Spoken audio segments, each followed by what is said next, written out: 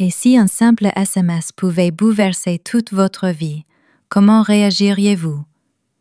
Camille Delacroix, 34 ans, vêtue d'un tailleur gris parfaitement ajusté, pénétra dans la salle de réunion vitrée d'une tour de la Défense, le cœur battant des affaires à Paris. La lumière froide des baies vitrées se reflétait sur la table en noyer, et le contrat de fusion de près de 500 millions d'euros l'attendait, sous les regards tendus des représentants déjà installés. Tout semblait sous contrôle absolu. Jusqu'au moment où, alors qu'elle s'apprêtait à commencer sa présentation, son téléphone vibra légèrement dans son sac. Un message s'afficha sur l'écran verrouillé. « Ne viens pas à la réunion de famille. Nous coupons les ponts. Papa. » 12 mots, suffisants pour balayer 20 années d'efforts acharnés pour obtenir la reconnaissance de son père. La gorge de Camille se serra. Le bourdonnement de la salle se mua en un silence assourdissant, remplacé par le battement frénétique de son cœur. Elle relut le SMS, incrédule, espérant une erreur. Les souvenirs revinrent en rafale, les galas mondains du 16e arrondissement, où elle devait se tenir droite comme une poupée de porcelaine. Les comparaisons cruelles avec son frère Alexandre, l'héritier parfait, ses rares étreintes imprégnées de calcul. Camille referma fermement sa main sur le stylo posé devant elle. Son visage resta d'une assurance glaciale, le seul héritage paternel qu'elle avait jamais vraiment reçu. Personne dans la pièce ne remarqua qu'à cet instant précis, Camille Delacroix venait d'être reniée par son propre père. Alors que la voix d'un partenaire résonnait dans la salle, elle inspira profondément, reprit le contrôle de sa respiration et entama sa présentation avec une maîtrise admirable. Mais, au plus profond d'elle, le dernier lien avec sa famille venait d'être brisé, définitivement. Dans ce bref instant où Camille chercha à reprendre son souffle, les images de son enfance défilèrent comme un film en noir et blanc. Depuis les marches de marbre glacé de l'hôtel particulier des Delacroix dans le 16e arrondissement, la petite Camille avait appris à se tenir droite, à sourire quand il le fallait, à baisser les yeux devant les amis influents de ses parents. Tout cela pour plaire à Monsieur et Madame Delacroix. Chaque soir, après avoir terminé ses devoirs sous la lumière blanche de sa chambre, Madame Delacroix entrait, non pas pour lui dire bonne nuit, mais pour vérifier les cahiers, ajuster sa robe, lisser ses cheveux. « Tu dois être parfaite, Camille, parfaite comme Alexandre », répétait-elle d'une voix douce et tranchante comme une lame. Alexandre, ce frère de 3 ans son aîné, incarnait la fierté absolue des Delacroix. Dès l'enfance, il assistait aux réunions privées avec leur père, apprenait à serrer la main, à manier les mots pour séduire. Et Camille, malgré ses résultats scolaires toujours excellents, elle n'obtenait qu'un hochement de tête distant ou pire. Bien, mais Alexandre a remporté le concours national d'éloquence. Elle se souvenait parfaitement de la soirée de ses 10 ans, le salon doré plein à craquer d'invités prestigieux. Pourtant, tous les regards, tous les compliments étaient tournés vers Alexandre, qui venait de gagner un tournoi sportif dans la plus célèbre école de Paris. Le gâteau d'anniversaire de Camille avait été apporté comme un entracte sans importance. Blessée, elle s'était promis de redoubler d'efforts pour, un jour, être enfin vue par son père. Mais aujourd'hui, dans cette salle de réunion luxueuse, serrant son téléphone affichant le message « Nous coupons les ponts », Camille comprit avec amertume qu'elle n'avait été toute sa vie qu'une ombre parfaite au service de l'éclat d'Alexandre. Le poids d'être la version féminine d'Alexandre n'avait jamais cessé d'écraser Camille. Mais à 18 ans, debout dans le grand amphithéâtre de la Sorbonne le jour de la rentrée, elle sut qu'elle venait de tracer sa propre voie. Une voie hors du plan fastueux que ses parents avaient dessiné pour elle. Alors qu'Alexandre avait été intégré dès la première année à un stage doré chez Delacroix Immobilier, Camille, elle, travaillait dans un petit café au bord de la Seine, finançant chaque centime de ses études. Les soirs, quand le dernier client partait, elle restait assise au comptoir, penchée sur ses manuels de droit, les mains gercées par la plonge, mais les yeux étincelants de détermination. Chaque appel de sa mère résonnait comme une lame dans son cœur. « Camille, tu n'as pas honte de laisser Alexandre porter seul l'avenir de la famille?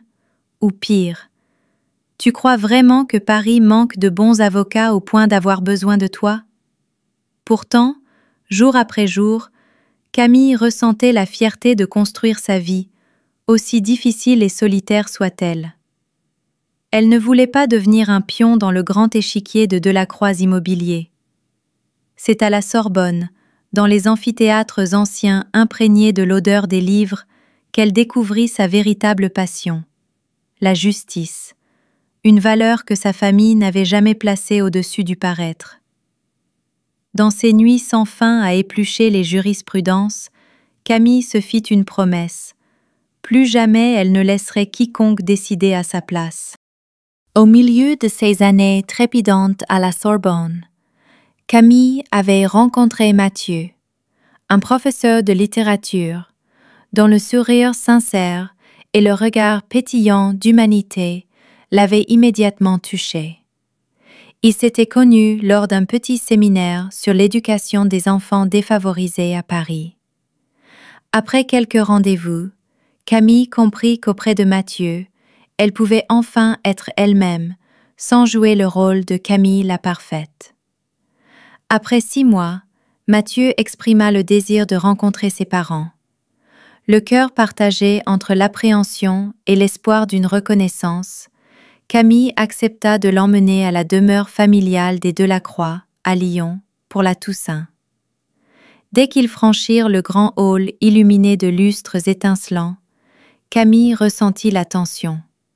Sa mère détailla Mathieu avec un regard aussi tranchant qu'une lame, et son père lui serra la main sans conviction, avant de se tourner immédiatement vers Alexandre qui descendait l'escalier. « Alexandre, tu tombes bien. Nous devons parler du nouveau contrat. » Durant tout le dîner, chaque question de ses parents à Mathieu dégoulinait de condescendance. « Enseignant? Un choix original, non?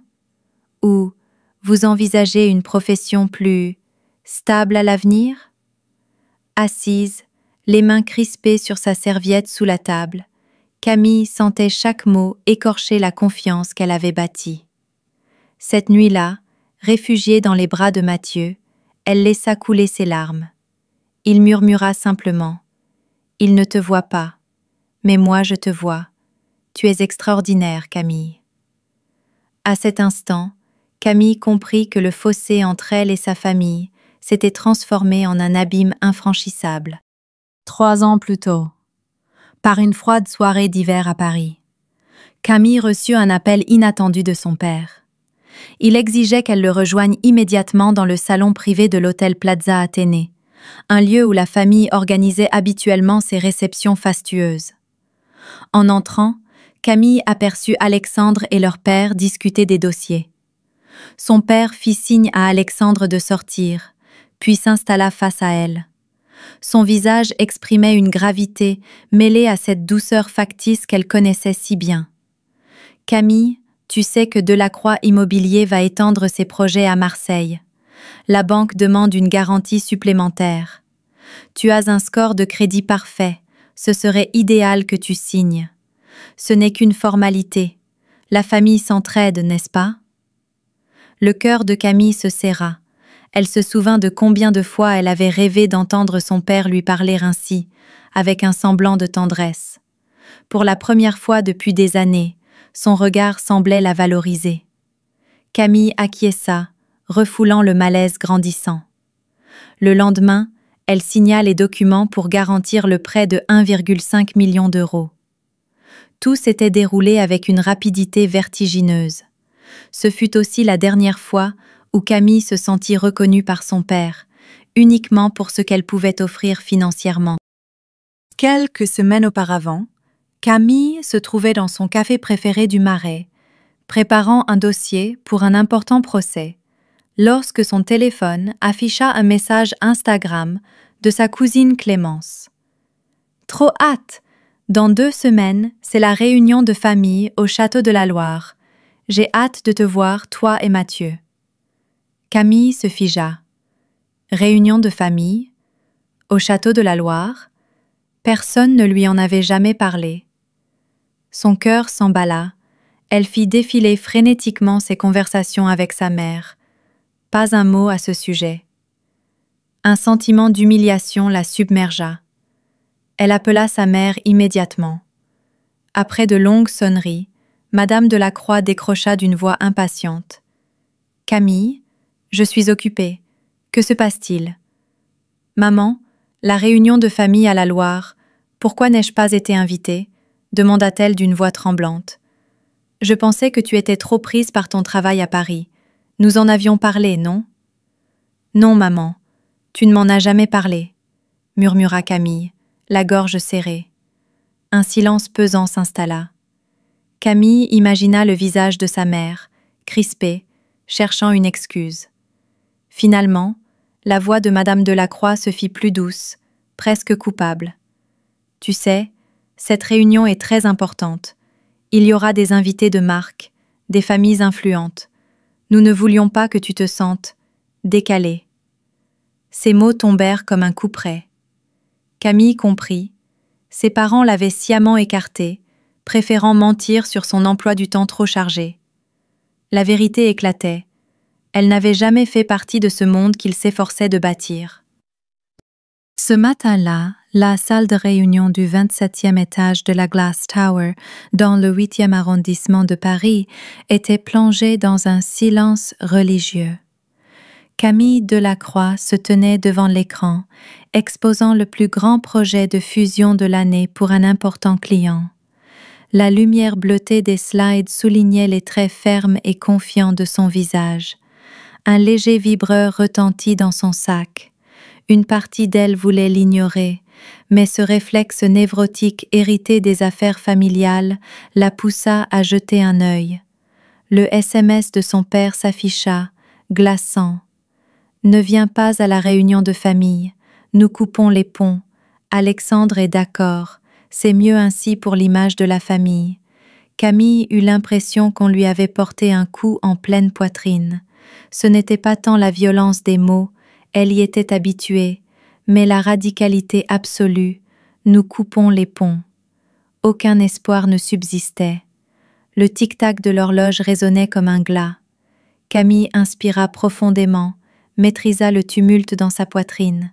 Sa voix s'éleva, posée, déroulant l'analyse du projet de fusion avec une précision implacable, ce même sang-froid que son père lui avait inculqué.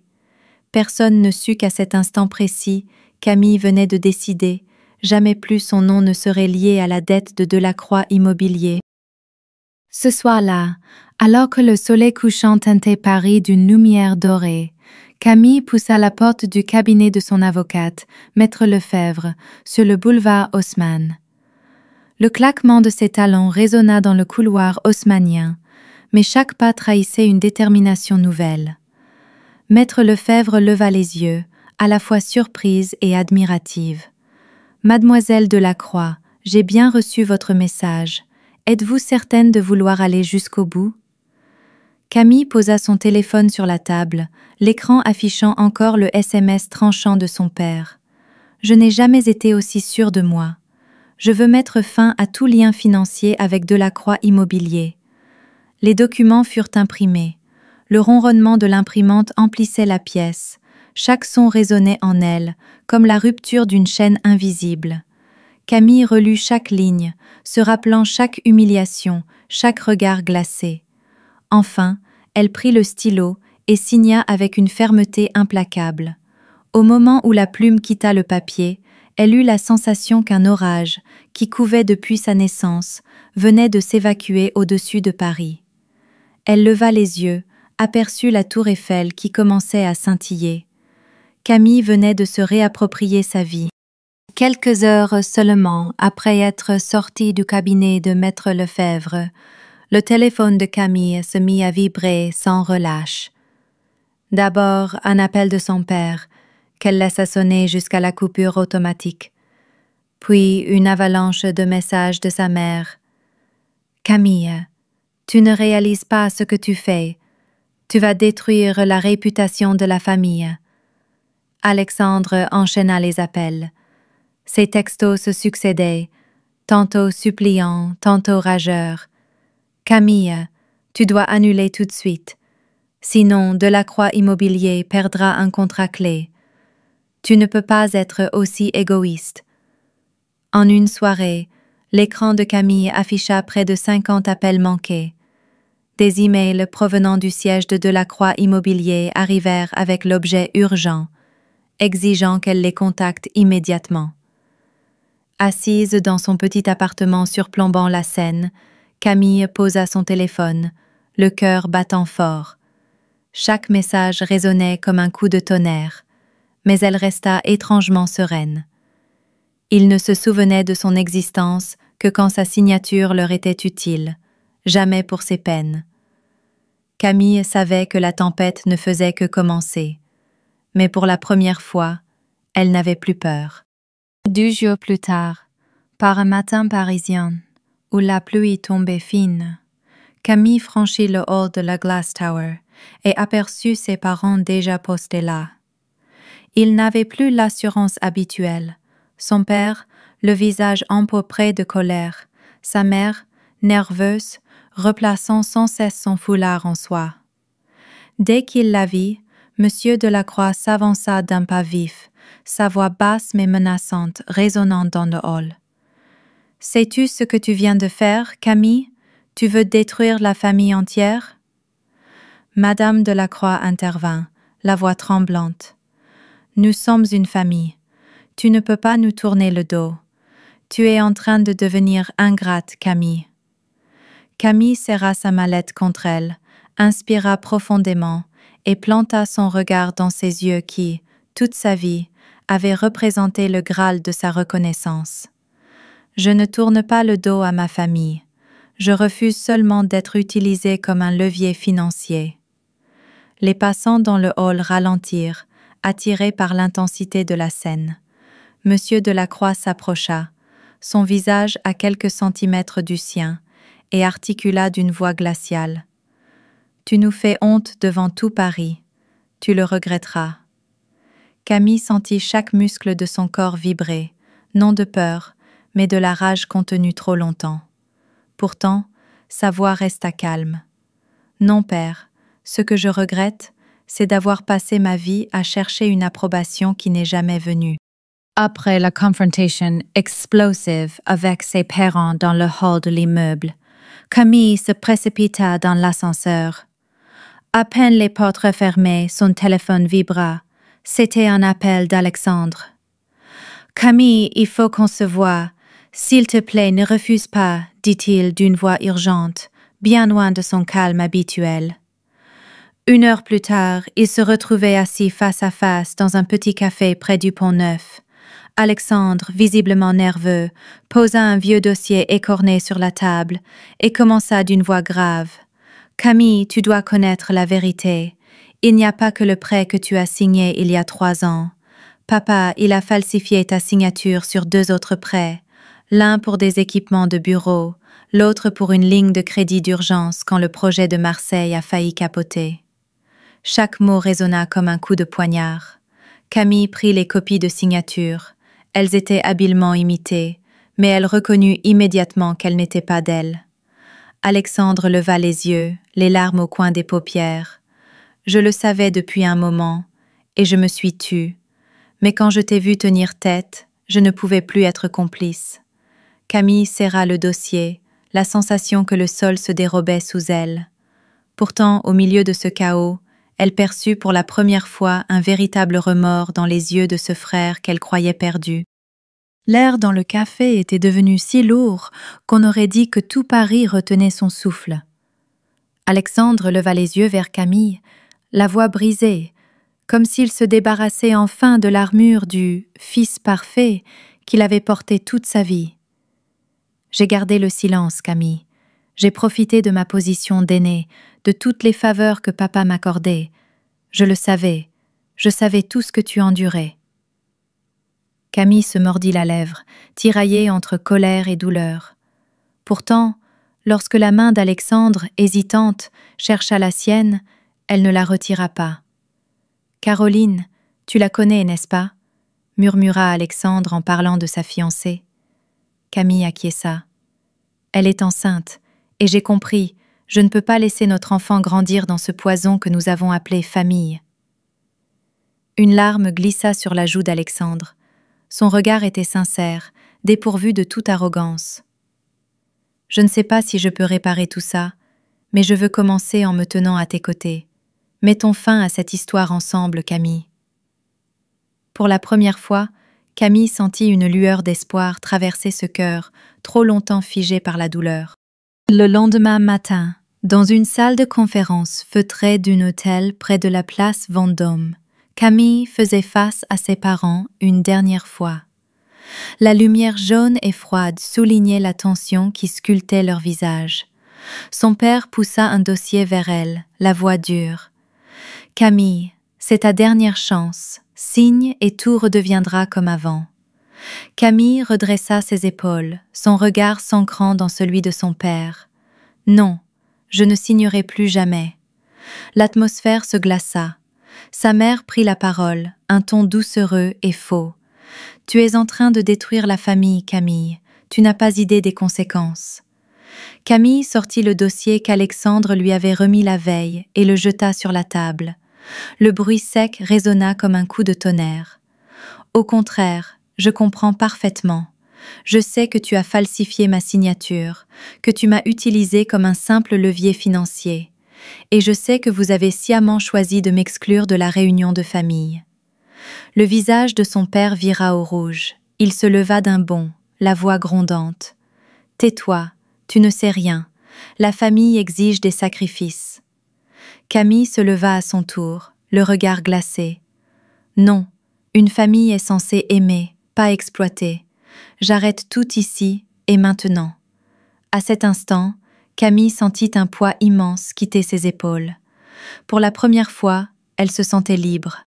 Au moment où Camille termina sa phrase, un silence glaçant s'abattit sur la pièce.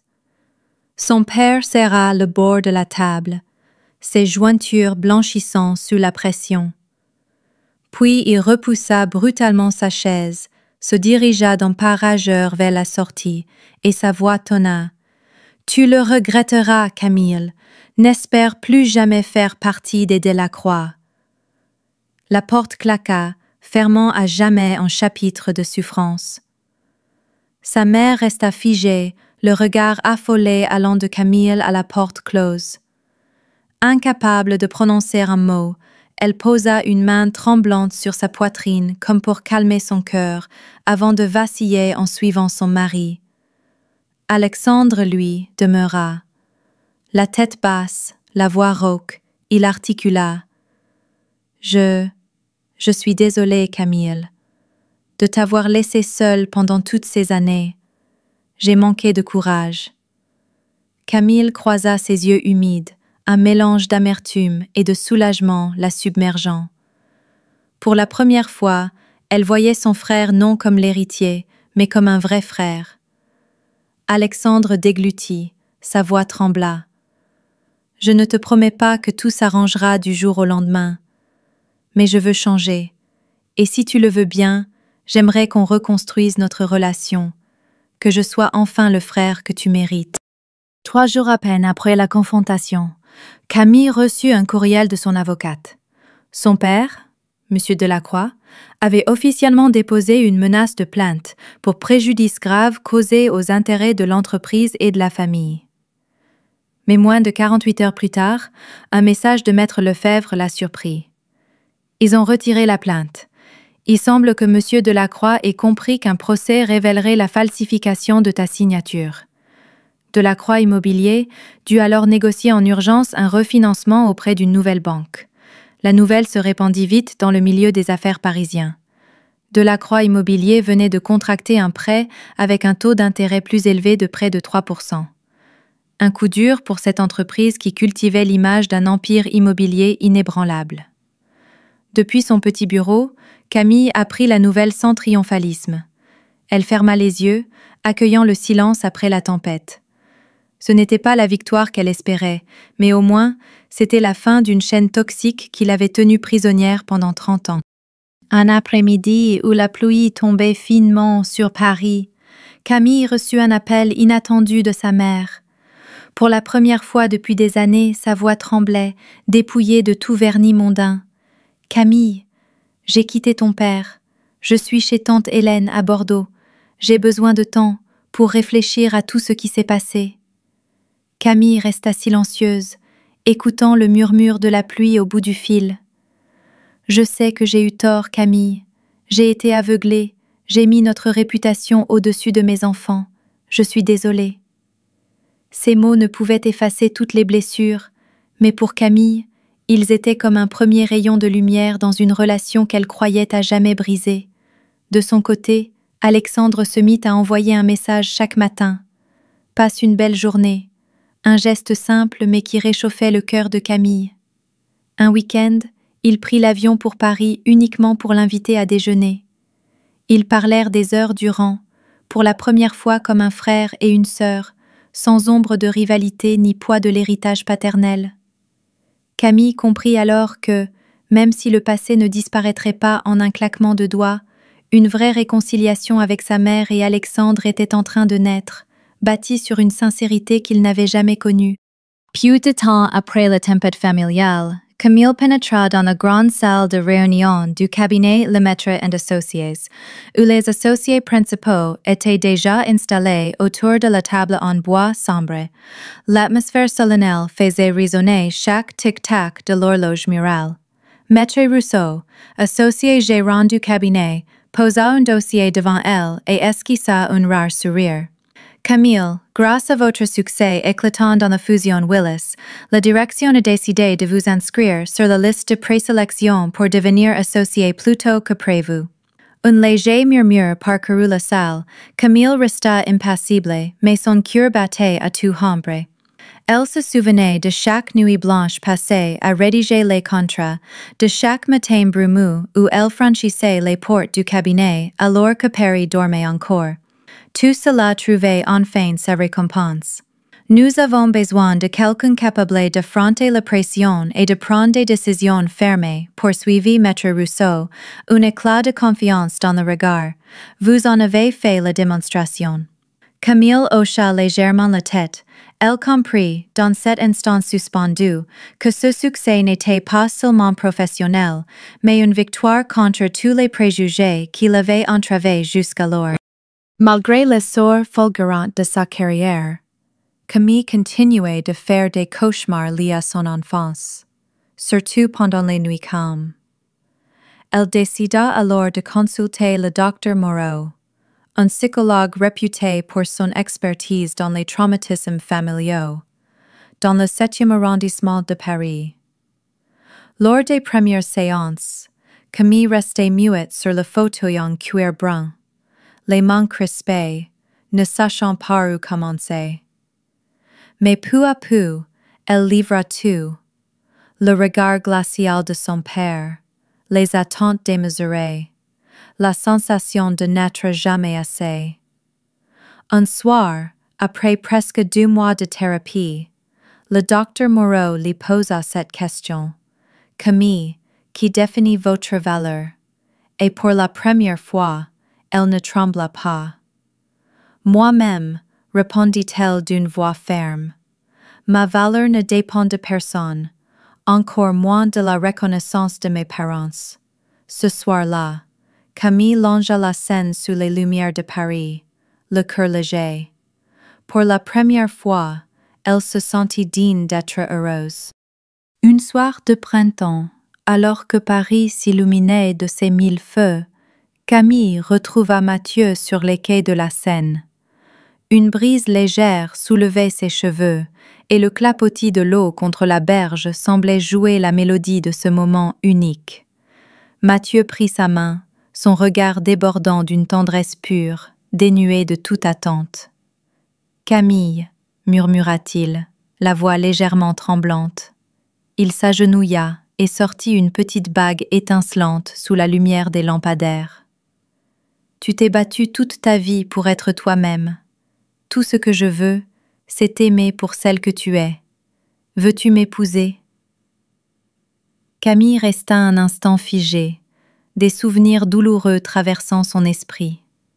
Puis un sentiment de paix profonde l'envahit, comme jamais auparavant. Elle sourit, les larmes brillant dans ses yeux sous les réverbères. Oui, je le veux. À cet instant précis, toutes les blessures semblèrent s'effacer. Camille venait de trouver cet amour inconditionnel qu'elle pensait réservé aux contes de fées. Dans les jours qui suivirent les fiançailles, Camille s'installait souvent près de la fenêtre de son petit appartement, le regard posé sur la Seine. Elle faisait tourner la bague que Mathieu lui avait offerte entre ses doigts, la lumière du soir jouant sur le métal comme un symbole d'espoir retrouvé après des années d'obscurité. Elle pensait à sa mère qui commençait à changer, à Alexandre déterminé à réparer leur lien, à Mathieu, cet homme qui lui avait offert un amour inconditionnel.